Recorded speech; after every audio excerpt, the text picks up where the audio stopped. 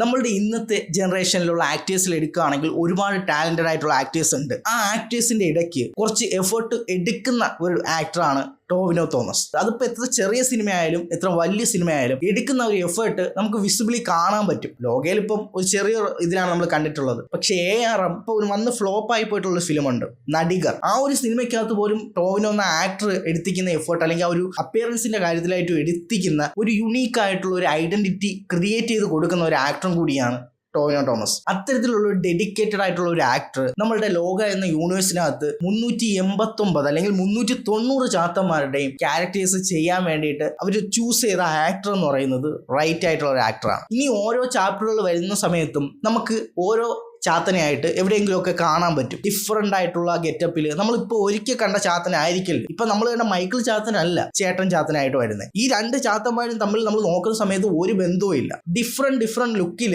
നമുക്ക് ഇനി ഒരുപാട് ചാത്തന്മാരെ കാണാനുണ്ട്. അപ്പോൾ ഈ ചാത്തന്മാരെ എല്ലാം ഒന്നിനു നിന്ന് വ്യത്യസ്തമായി ഫുൾ ഓഫ് ചെയ്ത് പ്രസന്റ് ചെയ്യാൻ വേണ്ടിയിട്ട് ഇന്ന് മോളിവുഡിലുള്ളതിൽ ഏറ്റവും ബെസ്റ്റ് ഒരു ആക്ടർ ടോവിനോ തന്നെയാണ്. എനിക്ക് തോന്നിയിട്ടുണ്ട് മറ്റ് ആക്ടേഴ്സിനെ നമ്മൾ സെലിബ്രേറ്റ് ചെയ്യുന്ന സമയത്തും നമ്മൾ സെലിബ്രേറ്റ് ചെയ്യേണ്ട ഒരു ആക്ടറും കൂടിയാണ്. കാരണം അത് എടുക്കുന്ന എഫേർട്ട് മാത്രമല്ല, ചൂസ് ചെയ്യുന്ന ക്യാരക്ടേഴ്സും ആ ക്യാരക്ടേഴ്സിന് കൊടുക്കുന്ന ഒരു കംപ്ലീറ്റ് ആയിട്ടുള്ള ഒരു ഇതുണ്ട്. അതിപ്പോൾ ഡബിങ്ങിലായാലും ആ ക്യാരക്ടറിന്റെ പെർഫോമൻസിന്റെ മീറ്റർ ആയാലും അല്ലെങ്കിൽ ആ ഒരു ക്യാരക്ടർ എങ്ങനെ പെർഫോം ചെയ്യണമെന്നുള്ളത് തീരുമാനം എടുക്കുന്നതായാലും ആ ക്യാരക്ടറിന്റെ അപ്പിയറൻസ് എങ്ങനെ വേണമെന്നുള്ളതിൽ ഒരു ഡിസിഷൻ എടുക്കുന്നതായാലും ഇതൊക്കെ സ്വന്തമായിട്ട് ചെയ്ത് അറിഞ്ഞ ആ ഒരു സിനിമയ്ക്ക് വേണ്ടി ഡെഡിക്കേറ്റ് ചെയ്ത് നിൽക്കുന്ന ആക്ടേഴ്സ് കുറവാണ് മലയാളത്തിൽ. അതായത് ഇപ്പോൾ ഒരു സെറ്റിൽ നമ്മൾ കണ്ട ആക്ടർ ആയിരിക്കാം ചിലപ്പോൾ വേറൊരു സിനിമ വരുന്ന സമയത്ത് അതിനകത്തും ആ സെയിം ആക്ടറിന്റെ അതേ ലുക്കിൽ തന്നെ നമ്മൾ ചിലപ്പോൾ മറ്റു ആക്ടേഴ്സിനെ നമ്മൾ കണ്ടിട്ടുണ്ടാവാം. വലിയ ഡിഫറൻസ് ഒന്നും ഉണ്ടാവില്ല. അവർ മറ്റു സിനിമയിൽ എങ്ങനെയാണോ അഭിനയിച്ച അതേ ആക്ടറിന്റെ ലുക്കും രൂപവും ഒക്കെ തന്നെ ആയിരിക്കും ഈ സിനിമയ്ക്കകത്തും വരുന്നത്. നമ്മുടെ മോളിവുഡാണ്, ബഡ്ജറ്റിന്റെ ഇഷ്യൂസ് ഉണ്ട്, അതിനുവേണ്ടിയുള്ള എഫേർട്ടും കാര്യങ്ങളും ഇട്ടുകൊണ്ട് ഒരു സിനിമയ്ക്കകത്ത് അത്രയും ടൈം സ്പെൻഡ് ചെയ്യാൻ പറ്റില്ല. അവരുടെ ബിസി സ്കെഡ്യൂളും കാര്യങ്ങളൊക്കെ ആയിരിക്കും. അങ്ങനെ ഒരുപാട് ഇഷ്യൂസിന്റെ പുറകിലുണ്ട്. ഈ ലിമിറ്റേഷൻസ് കൊണ്ടാവാം അങ്ങനെയുള്ള ഒരു സിറ്റുവേഷൻ ഉണ്ടാവുന്നത്. എങ്കിൽ പോലും ടോവിനോ എന്ന ആക്ടർ വളരെ ചൂസി ആയിട്ടാണ് ഫിലിംസുകളൊക്കെ എടുക്കുന്നത്. ഒരുപാട് ഫിലിംസ് ഒന്നും ചെയ്യാറില്ല. ചെയ്യുന്ന ഫിലിംസിലെല്ലാം ഒരു യുണീക്ക് ആയിട്ടുള്ള ഒരു ലുക്കും കാര്യങ്ങളും ഒക്കെ നമുക്ക് കിട്ടും. ആ ഒരു ക്യാരക്ടറിന്റെ ഐഡന്റിറ്റി നമുക്ക് ഉണ്ടായിരിക്കും. നമ്മൾ ഓർത്തിരിക്കും ആ ഒരു ക്യാരക്ടറിന്റെ ഐഡന്റിറ്റി. മോളിവുഡിൽ അങ്ങനെ ഒരുപാട് ടൈം ഇട്ട് എഫേർട്ട് ഇട്ട് ചെയ്യുന്ന സിനിമകൾ എല്ലാം വിജയിക്കണമെന്നൊന്നുമില്ല. ഇപ്പോൾ ആടുജീവിതം അങ്ങനെ എടുത്ത ഒരു സിനിമയാണ്. ഒരുപാട് ടൈമും എഫേർട്ടൊക്കെ ഇട്ട് എടുത്ത സിനിമയാണ്. അതുപോലെ ഇനി വരാൻ പോകുന്ന ചത്ത പച്ച എന്ന് പറയുന്ന സിനിമയും അവർ അത്യാവശ്യം എഫേർട്ടും കാര്യങ്ങളൊക്കെ അതിനകത്ത് അവർ WWE റിലേറ്റഡ് ആയിട്ടുള്ള ആക്ഷൻ സീൻസിനൊക്കെ തന്നെ അവർ അത്രത്തോളം ട്രെയിനിങ് ചെയ്തിട്ടുണ്ട് ഈ ഒരു സിനിമയ്ക്ക് വേണ്ടി. ഒരുപാട് ടൈം എഫേർട്ട് ഇൻവെസ്റ്റ് ചെയ്തുകൊണ്ട് ഒരു സിനിമ ഇറക്കുന്ന സമയത്ത് അതിൽ പാർട്ടാവുന്ന ചില ആക്ടേഴ്സ്, പൃഥ്വിരാജ്, ഇപ്പോൾ കാന്ത എന്ന് പറഞ്ഞ ഫിലിം ഒരുപാട് ടൈമും എഫേർട്ടും ഈ ഒരു ക്യാരക്ടറിന് വേണ്ടി കൊടുത്തിട്ടുണ്ട് എന്നുള്ളത് പറഞ്ഞിട്ടുണ്ടായിരുന്നു. ഒരു എഫേർട്ട് നമ്മൾ എത്രത്തോളം ഒരു ക്യാരക്ടറിന് കൊടുക്കുന്നു എന്നുള്ളത് സ്ക്രീനിൽ വരുന്ന സമയത്ത് ആ ഒരു സ്ക്രിപ്റ്റിന്റെ എന്തെങ്കിലും പോരായ്മ ഉണ്ടോ, അതല്ലെങ്കിൽ അത് കണ്ടുകൊണ്ടിരിക്കുന്ന ഓഡിയൻസിന് എന്തെങ്കിലും അന്നത്തെ ദിവസം ശരിയല്ലാത്തതിൻ്റെയോ ആ ഒരു സിനിമ വിജയിക്കുന്നില്ല. ആ ഒരു ആക്ടറിന് അല്ലെങ്കിൽ ആ ഒരു ഫുൾ ടീമിനുണ്ടാവുന്ന ഒരു മെന്റൽ സ്റ്റേജ് ഉണ്ടാവുമല്ലോ, അല്ലെങ്കിൽ അവരുടെ ഉണ്ടാവുന്ന ഒരു ഡിസപ്പോയിൻമെന്റ് ആയിരിക്കും ഇത്രയും എഫേർട്ട് എടുത്ത് സിനിമകൾ ഇറക്കണം എന്നുള്ള ഒരു തോന്നൽ അവർക്ക് വരാത്തത്. ഞാനിപ്പോൾ ടോവിനോയുടെ കാര്യം പറയുന്ന സമയത്തും എനിക്ക് ഇതുപോലെ തന്നെ തോന്നിയിട്ടുള്ള വേറൊരു ആക്ടറും കൂടെ ഉണ്ട് നമ്മുടെ മലയാളത്തിൽ. അത് പഴയ ആക്ടറാണ്, ഇപ്പോഴത്തെ ആക്ടർ മാത്രമല്ല, ജയസൂര്യ.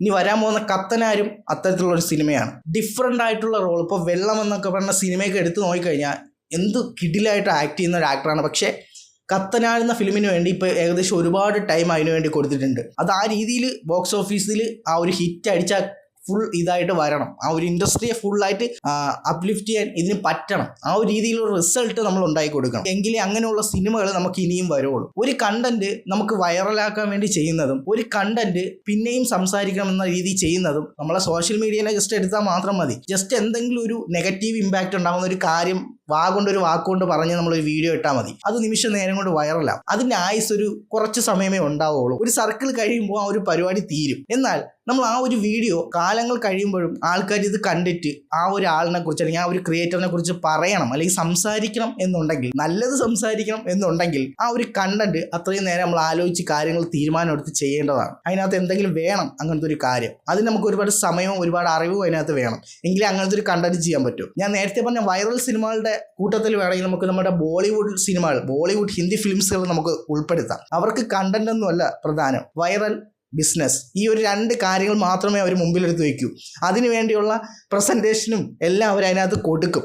അത് കൊടുത്തിട്ടാണ് അവർ സിനിമകൾ ഇറക്കുന്നത്. ഞാൻ പറഞ്ഞ രണ്ടാമത്തെ കാറ്റഗറി സിനിമകളുണ്ട്. കുറച്ച് ടൈം വേണം, അറിവ് വേണം എന്ന് പറയുന്ന ടൈപ്പ്, എഫേർട്ട് എടുക്കണമെന്ന് പറയുന്ന സിനിമകൾ. അത് നമ്മുടെ മലയാള ഇൻഡസ്ട്രി തന്നെ എടുക്കാം. ഇപ്പം നമ്മളെ ഇൻഡസ്ട്രിയിൽ ഫ്ലോപ്പ് സിനിമ എന്ന് പറയുന്ന ഒരു സിനിമ കുറച്ച് വർഷങ്ങൾ കഴിയുന്ന സമയത്ത് പുതിയൊരു ജനറേഷൻ വരുന്ന സമയത്ത് അവരതെടുത്ത് വെച്ച് ഡിസ്കസ് ചെയ്യും. കാരണം നമ്മൾ സിനിമയുടെ കണ്ടന്റാണ് സംസാരിക്കുന്നത്, ആക്ടേഴ്സ് അല്ല. എന്നാൽ ഇപ്പോൾ സക്സസ് ആയ ഒരു ബോളിവുഡ് ഫിലിം ഒരുപാട് കാലം കഴിയുന്ന സമയത്ത് ആ ഓഡിയൻസ് അത് തിരിഞ്ഞു പോലും നോക്കില്ല. എന്നാൽ പഴയ ബോളിവുഡ് ഫിലിംസ് ഇപ്പോഴും നമ്മൾ ചർച്ച ചെയ്യുന്നുണ്ട്. അതാണ് വ്യത്യാസം എന്ന് പറയുന്നത്. ചുരുക്കി പറഞ്ഞാൽ എഫേർട്ട് എന്ന് പറയുന്ന കാര്യം നമ്മളൊരു സിനിമയ്ക്ക് വേണ്ടി കൊടുക്കുന്ന, അല്ലെങ്കിൽ നമ്മളുടെ 100% ആ സിനിമയ്ക്ക് വേണ്ടി കൊടുത്തുകൊണ്ടൊരു സിനിമ എടുക്കുന്നതും നമ്മൾ ക്യുക്കായിട്ട് പെട്ടെന്ന് ഒരു സെറ്റിൽ നിന്ന് ചാടി അടുത്ത സെറ്റിലേക്ക് പോയി ഒരു സിനിമ എടുക്കുന്നതും തമ്മിൽ വ്യത്യാസമുണ്ട്. നമ്മൾ ധ്യാനിന് പറ്റിയതും അതാണ്. ഒരു സെറ്റിൽ നിന്ന് ചാടി അടുത്ത സെറ്റിലേക്ക് പോയി ഇങ്ങനെ പറന്നുകൊണ്ട് സിനിമകൾ ചെയ്യുന്ന സമയത്ത് അതൊരു ബിസിനസ് ആണെന്ന് ധ്യാൻ തന്നെ പറഞ്ഞിട്ടുണ്ട്. അത്തരത്തിൽ ധ്യാൻ ചെയ്ത ക്യാരക്ടേഴ്സിനൊന്നും ലൈഫുള്ള ക്യാരക്ടേഴ്സ് അല്ല. അതൊരിക്കലും ആൾക്കാർ സംസാരിക്കാൻ പോകുന്നില്ല അങ്ങനത്തെ ക്യാരക്ടേഴ്സ്. എന്നാൽ നല്ല ക്യാരക്ടേഴ്സ് ധ്യാൻ ചെയ്തിട്ടുണ്ട്, അത്രയും എഫേർട്ട് കൊടുത്തിട്ടുണ്ടെന്നുണ്ടെങ്കിൽ അതിനെ എല്ലാവരും പിന്നീടും സംസാരിക്കും. ലാലേട്ടൻ എന്ന് പറഞ്ഞ ഒരു മാജിക്കാണ്. ആക്ഷൻ കട്ട് എന്ന് പറഞ്ഞാൽ ഈ രണ്ട് വേടിൻ്റെ ഇടയ്ക്ക് നിൽക്കുന്ന ഒരു വിസ്മയമാണ്. ആ സമയത്ത് നടക്കുന്ന കാര്യങ്ങൾ മാത്രമേ ഉള്ളൂ. ലാലേട്ടൻ ഇതിന് വേണ്ടിയിട്ട് എഫേർട്ട് ഇട്ട് പഠിച്ച് നടന്ന് അങ്ങനെ ചെയ്യുന്ന ഒരാളെ അല്ല മോഹൻലാൽ എന്ന് പറയുന്ന ആക്ടർ. അത് പണ്ടും നമുക്കറിയുന്ന കാര്യമാണ്, ഇപ്പോഴും നമുക്കറിയുന്ന കാര്യമാണ്, എല്ലാവരും പറയുന്ന കാര്യമാണ്. പക്ഷേ മമ്മൂക്ക നേരെ ഓപ്പോസിറ്റാണ്. അതിനുവേണ്ടി എഫേർട്ട് ഇടും, പക്ഷേ ആ എഫേർട്ട് നമുക്ക് വിസിബിളി എഫേർട്ട് ഇടുന്ന ട്രയൽ സ്റ്റേജ് കാണാൻ പറ്റില്ല, ഓൺലി സ്ക്രീനിൽ മാത്രമേ കാണാൻ പറ്റൂ. മമ്മൂക്ക പറയും പോലെ തേച്ച് നിൽക്കുന്ന ഒരു ആളാണ് മമ്മൂക്ക. വിസ്മയം നടത്തുന്ന, ഒരു മാജിക് നടത്തുന്ന ഒരാളാണ് ലാലേട്ടൻ. കള എന്ന് പറയുന്ന സിനിമയൊക്കെ ടോവിനോയുടെ ആ ഒരു ഇതാണ്. അതേപോലെ തന്നെ ജയസൂര്യയുടെ സിനിമകൾ നമുക്ക് എണ്ണി പറയാൻ പറ്റും ഓരോ ക്യാരക്ടേഴ്സ്. ഇപ്പോൾ ഷാജി പാപ്പൻ എന്താ വരാൻ പോകുന്നു, ആ ഒരു ലുക്കൊക്കെ ഇത്രയും വർഷം കഴിഞ്ഞിട്ടും ആ ഒരു ലുക്ക് അതുപോലെ അവർ എല്ലാ ക്യാരക്ടേഴ്സിനും മെയിൻറ്റെയിൻ ആയി. അപ്പോൾ അതൊക്കെ ആ ഒരു ക്യാരക്ടേഴ്സ് ആ ഫിലിമിന് വേണ്ടി കൊടുക്കുന്ന ഇൻപുട്ടാണ്. ജസ്റ്റ് താടി എടുത്താൽ മാത്രം ആ ലുക്കിലേക്ക് വരുന്നതാണെന്ന് മാത്രം നമുക്ക് വിശ്വസിക്കാൻ പറ്റുമോ? അവർ ആ ഒരു സിനിമയ്ക്ക് വേണ്ടി, അല്ലെങ്കിൽ അവർ ആ ഒരു ബോഡിയും ലുക്കും അപ്പിയറൻസും എല്ലാം അവർ മെയിൻറ്റെയിൻ ചെയ്ത് വെച്ചിരിക്കുന്നത് അങ്ങനെയാണ്. അത് നമ്മൾ ചിന്തിക്കണം. നമ്മൾ ജസ്റ്റ് സ്ക്രീനിൽ കാണുന്നതെന്നല്ല, അവരതിന് വേണ്ടി ഇടുന്ന എഫേർട്ട് നമ്മൾ വിസിബിളായിട്ട് കാണാത്ത എത്രയോ ആക്ടേഴ്സ് ഉണ്ട്. അതുപോലെ തന്നെ ചെറിയ എത്രയോ ആക്ടേഴ്സ് ഉണ്ട് ഇത്തരത്തിൽ ഒരുപാട് എഫേർട്ട് ഇട്ടിട്ട് നമുക്കത് കാണാതെ അവർ അഭിനയിക്കുന്നു, ആ പണം പൊട്ടിപ്പോകുന്നു. അതെന്തെങ്കിലും സ്ക്രിപ്റ്റിൻ്റെ ഇഷ്യൂവോ എന്തെങ്കിലും ആയിരിക്കും. ഇതുപോലെ ഒരുപാട് ഇത് നമുക്ക് വിസിബിളി അറിയാത്തതുണ്ട്. ചുരുക്കി പറഞ്ഞ ഈ ഒരു വീഡിയോ ഞാൻ ചെയ്തത് ടോവിനോ എന്ന് പറഞ്ഞ ആക്ടറിൻ്റെ ആ ഒരു എഫേർട്ടും എടുക്കുന്ന റോളുകളും ആ റോളുകൾക്ക് വേണ്ടി എടുക്കുന്ന ആ ഒരു എഫേർട്ട് ഉണ്ടല്ലോ, അതും ഒക്കെയാണ്. ഇപ്പോൾ റീസെൻ്റ്ലി വന്ന ചാത്തൻ നമ്മൾ ഇതിനു മുമ്പ് വേറൊരു സിനിമയിൽ കണ്ടിട്ടില്ല അല്ലേ? ആ ഒരു ലുക്കും ആ ഒരു അപ്പിയറൻസും വന്നിട്ട്, അല്ലെങ്കിൽ അങ്ങനത്തെ ഒരു ടോവിനോയെ നമ്മൾ ഇതിനു മുമ്പ് വേറൊരു ഇതിലും കണ്ടിട്ടില്ല. എന്നാൽ ആ സിനിമയ്ക്കുള്ളിൽ തന്നെ വേറൊരു ചാത്തനെയും കൂടി കാണിച്ചു തന്നു. ടോവിനോ എന്ന ആക്ടറിന് ഒരുപാട് വീക്ക്നെസ്സും ഉണ്ട്. അതൊക്കെ സെറ്റ് ചെയ്ത് വരുവാണെന്നുണ്ടെങ്കിൽ മോളിവുഡിലെ ആദ്യത്തെ സൂപ്പർ ഹീറോയുമാണ്. മോളിവുഡിൻ്റെ ആദ്യ സൂപ്പർ ഹീറോ എന്ന് പറയുന്ന ടാഗ് ടോവിനോയ്ക്ക് കൊടുക്കുകയാണെങ്കിൽ പോലും നമുക്ക് ഒരുപാട് സൂപ്പർ ഹീറോ ടൈപ്പ് ഫിലിംസുകൾ മുമ്പ് വന്നിട്ടുണ്ട്. അതുകൊണ്ട് നമുക്ക് അങ്ങനത്തെ ഒരു ടാഗ് ഒരു കംപ്ലീറ്റ് ആയിട്ട് കിട്ടില്ല. അതുകൊണ്ട് തന്നെ ഈ ഒരു ആക്ടറിന് ഒരു സൂപ്പർമാൻ്റെ ഒരു പവറുണ്ട്. സൂപ്പർമാൻ്റെ ടാഗും കൂടി ടോവിനോ തോമസിന് കിട്ടണം. ഈ ഒരു വീഡിയോയിൽ എൻ്റെ കുറച്ച് റാൻഡം തോട്ടുകളാണ് ഞാൻ ഷെയർ ചെയ്തത്. റീസെൻറ്റ് വീഡിയോസ് ഇവിടെ കൊടുത്തേക്കാം. അപ്പോൾ എന്തായാലും ഇതിനേക്കാൾ വീഡിയോ ആയിട്ടുള്ള മറ്റൊരു വീഡിയോ കാണാം. അതുവരേക്കും ഇറ്റ്സ് മീ അൻഷാൻ നിസാർ.